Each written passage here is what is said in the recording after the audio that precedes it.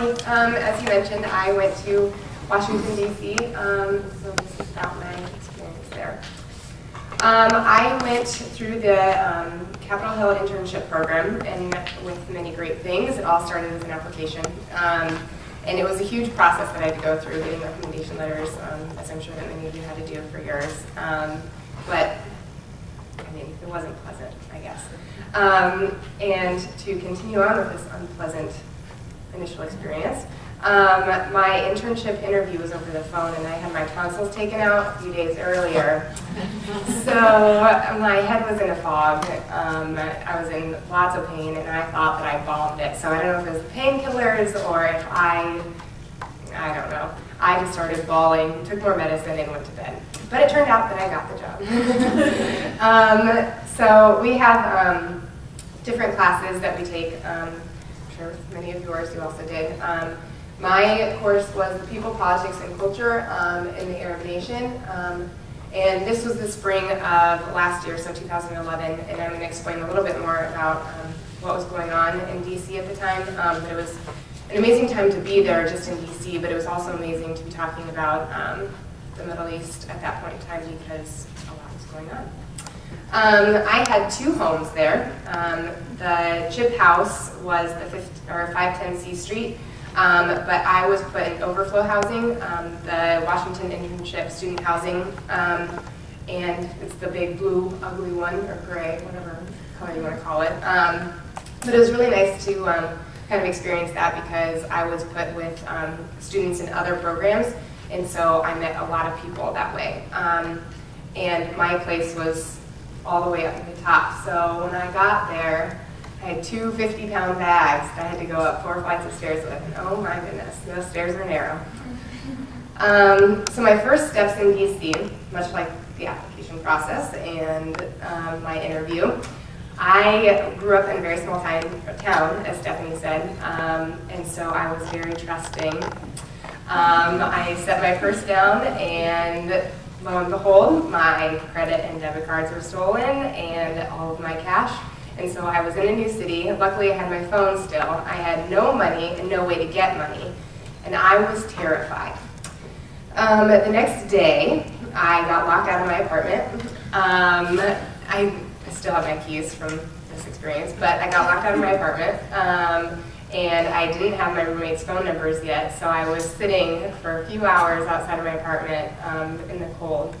And then the second day of my internship, I got to experience Lobby Day in Virginia, and on our way back, we got caught in a winter storm.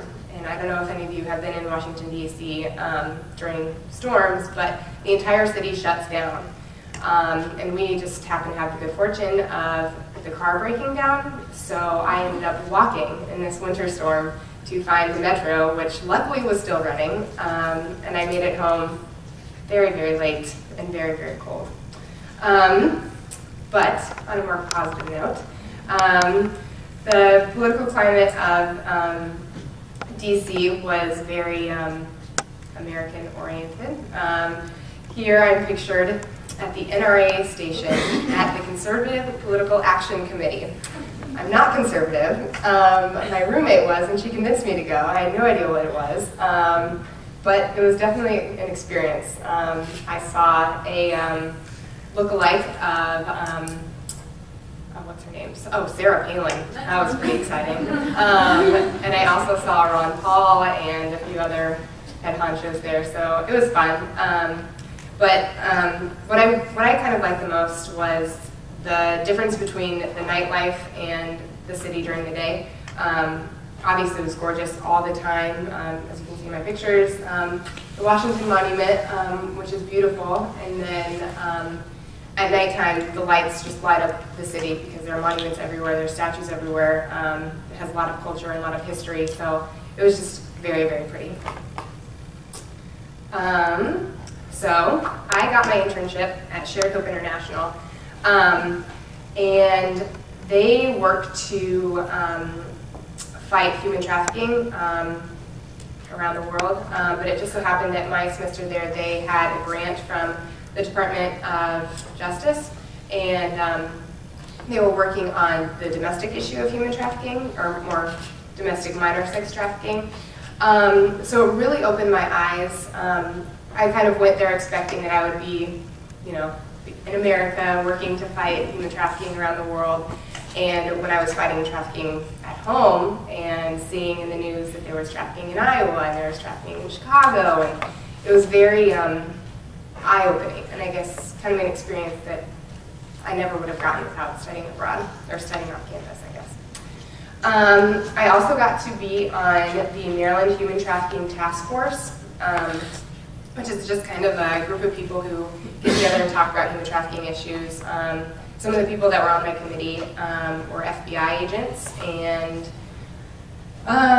founders of organizations and victims themselves. So it was very interesting to go and talk to all these different people, so many different perspectives on human trafficking and how it's really affecting them. I also did a lot of political lobbying, so as I said, I met a lot of political head honchos.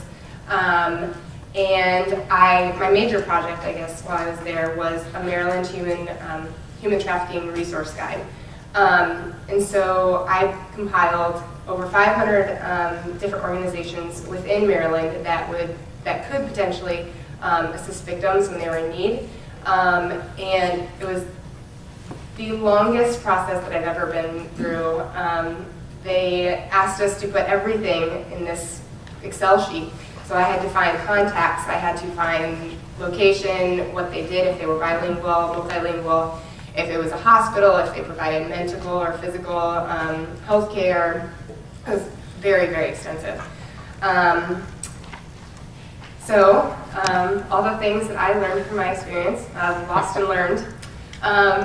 Almost every day I think I was embarrassed about something. So I learned to become very humble about my time there. As I said, I lost my credit and debit cards.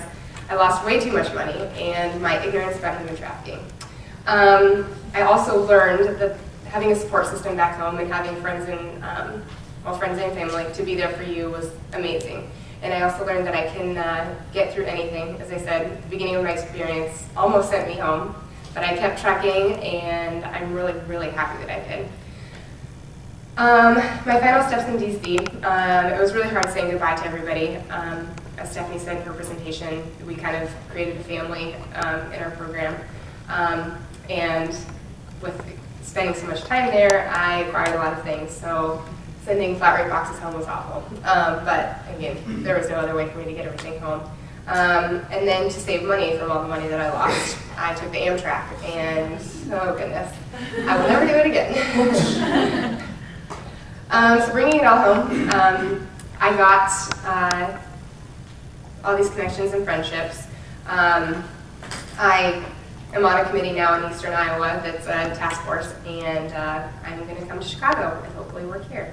So thank you.